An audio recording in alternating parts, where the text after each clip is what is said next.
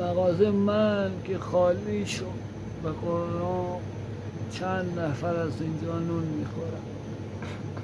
ننه بابای پیر، داداش اوتیسمی، هیچ نداره. نگاه با چشم لختی اصلا جنس ندارم. آقا حمایت هم کنید، خدا وکیلی. هیچ هنر دیگه هم ندارم، هیچ کاری هم از دستم بر نمیاد. نگاه یخچالستانی و نگاه خالیه. قرآن پول ندارم بستنی بریزم، قرآن قسم. تازه 9,250,000 بهش بدهکارم.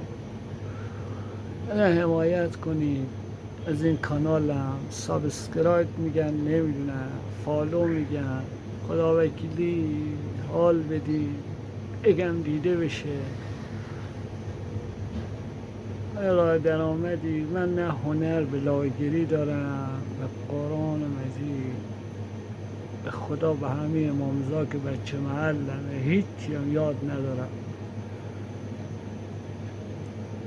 یک کمکی بکنید بیاد بالا، دیده بشی کانال ما هم.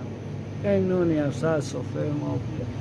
دمتون گرم بچه ها، دمتون گرم. ایرانی های با غیرت، با عزت، با شرف. پرچمتون بالای، پرچمتون رو عرش مولا علی.